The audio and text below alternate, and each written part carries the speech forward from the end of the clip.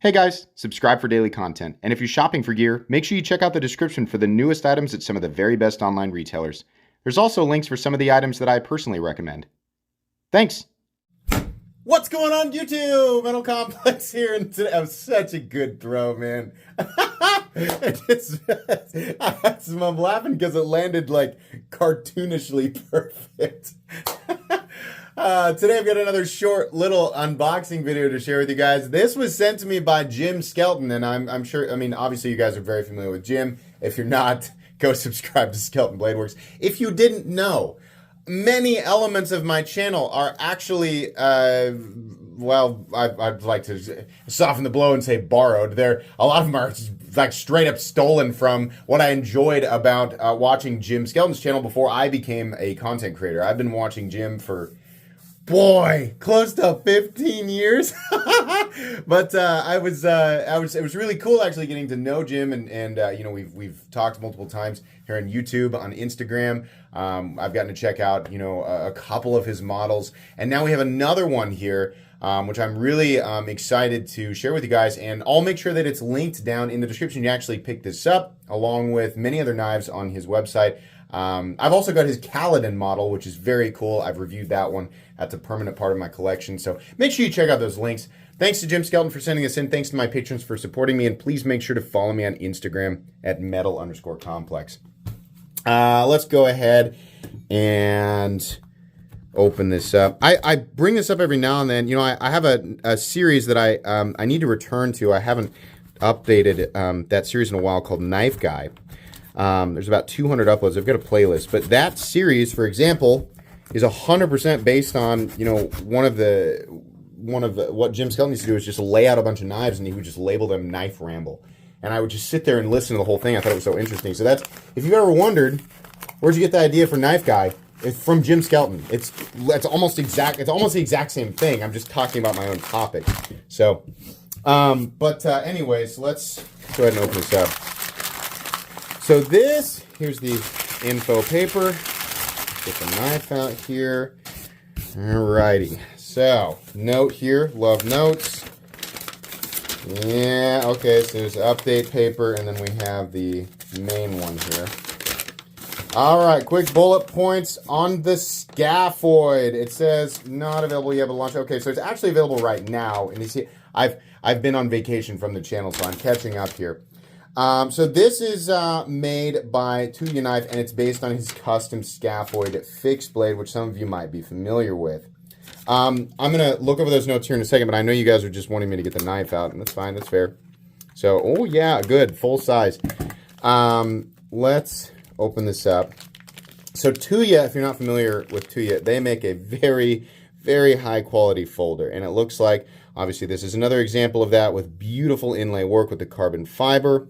Awesome design language there, very very Jim Skelton in the sense that it is not lacking in detail or personality. I just can't imagine Jim ever designing something that does not have a very loud personality, so that's really cool. I also like that he's signing the relief cut instead of, you know, some other place that might not be as aesthetically pleasing, right? That's a nice place to do that. Something I noticed on his website is that these blades are S90V, and I believe they're hand rub satin finish. Oh, very cool. Very aggressive Tanto, which I believe is the same, at least if he offers different blade shapes. I don't think so. I think the Scaphoid is always the same blade shape. I think this is very much the same idea as the Scaphoid. A very aggressive compound Tanto here. Very, very cool. Nice. Look, if you're going to do a satin finish, man, that's the way to do it. No burn marks or anything you can see here. Something that bothers me about a lot of companies when they do a satin finish or a belt satin finish, and this actually up here might be hand rub on the flats, there are burn marks that make the blade look kind of yellowy. Not like the pleasing bronze where they do it on purpose, right? But this is a nice, clean, crisp, like wintry satin finish, I guess. Very, very good. Plenty of access to the lock bar. Very smooth. Very good detent there. Incredibly smooth. Like just super duper smooth. Here. Just barely past the line there. Jim knows what he's doing. The detent ball is just barely up on the face of the blade, which is right where you want it to be. I love how the inlay sort of wraps around the outside of this pivot here. Very clean, pivot completely recessed into the scale there. Kind of a long clip, but that's probably the way he likes to do it. Personally, I always like to see the clip back behind the 50% line. This is just maybe a little bit past it. But a good milled clip with the ramp underneath, right? You still managed to squeeze in a little lanyard area back here. Couple of T6 screws back here. Nothing on the show side. That's cool. So we just have, that's a nice way to do that. Couple of T6 screws for the clip, which is nested into the frame. No lefty mounting position, but okay. 2 screws that go into the frame all the way through, which is nice because then on this side, look at this. Absolutely nothing muddying up the aesthetic of the show side. Very cool.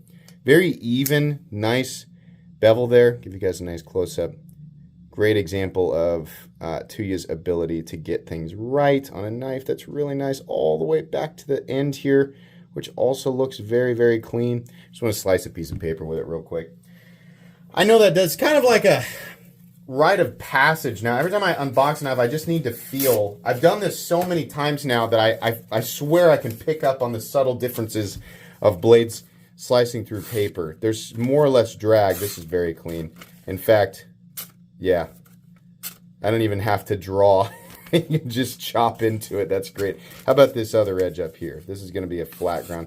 Almost, honestly, a little bit of difference. I can't chop quite as easy with it, but you absolutely can just sort of push the blade into the paper and it'll do that. You can see it's lifting a little bit more here than these initial slices with the hollow grind, for sure.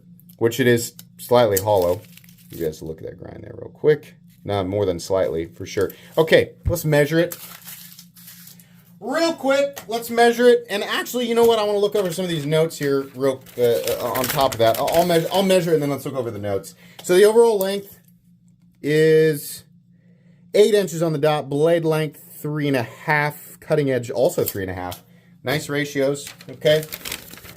So let's see here. I hate bland, boring frame lock sides. That's why there's also inlays on the lock side. I agree. In fact, the more I used to say I didn't care, especially with texturing, but the more stuff I handle, the more I realize I'm disappointed when it doesn't come over to the other side. And that's a really cool way of doing that. Really filled up about as much space as you could there.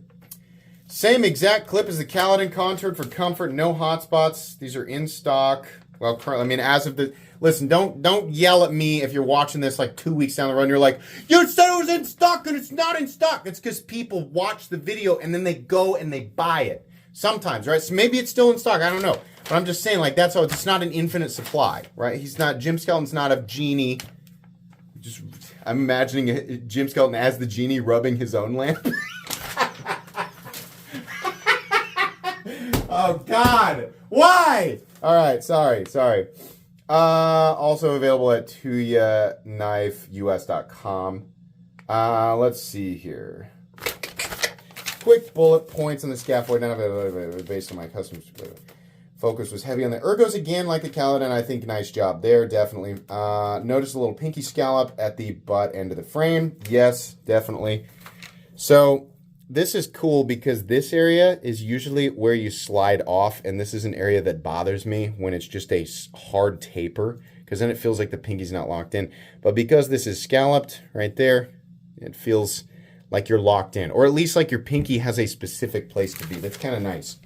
S90V was chosen again for its amazing edge retention and high corrosion resistance. I think that's perfect. I absolutely love that we're seeing more S90V. I also love that rumor about the S90V being at a lower price point. I mean, this is still an expensive knife, but there was a rumor like, hey, you're not going to keep seeing S90V for like, well into this territory because they're going to run out. Apparently that's not true because we're still seeing it all over the place. So that's great. Compound grind is why these aren't hand rubbed satin like the Kaladin was. Okay, so there you go. Machine or belt satin. I wanted to highlight the separate grinds, not blend them and hide them. Lanyard opening is once again hidden in the backspacer. Actually, we call this machine satin. I think maybe belt satin would look slightly different. But I don't, I've never like ground a knife or used a belt grinder. I've never used anything like that, so it's hard for me to identify sometimes. But anyways, let's go ahead and weigh it real quick. And that'll probably be good for the unboxing. If you're new to my channel, you're like, what am I watching? Is this a review? Is he just going to talk? It's not a review. Just an unboxing and first impressions. This is how I've always done things. Afternoon content is always this way during the week, Monday through Friday. If you're going to see an upload in the afternoon, it's always an unboxing. Reviews with specific detail, the name of the knife in the thumbnail, the picture of the knife in the thumbnail, you're going to see those in the morning, Monday through Friday. Weekend content's kind of a grab bag. What we have here is 3.99 ounces, which I think is great considering it's a 3.5-inch blade. I would venture to guess the balance on it is pretty good. Slightly behind the paper, slightly behind the what I'm going to call the primary choil area, right behind the flipper tab. So yeah, nothing wrong with that. Pretty cool.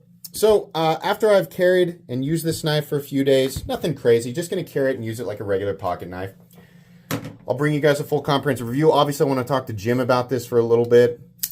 Get some more details there, but very cool, and apparently it's available, so it'll be linked down in the description. That's going to be it today, guys. Please make sure to follow me on Instagram at metal_complex. If you enjoyed this video, leave a like. If you'd like to check out my other content, I do, of course, have lots of videos of knives that are either expensive or inexpensive that I do or don't like, so check those out. And if you enjoy all my content, go ahead and click on that Metal Complex logo right there and subscribe, because there's definitely more coming. Thanks again for watching, everybody, and have a great day.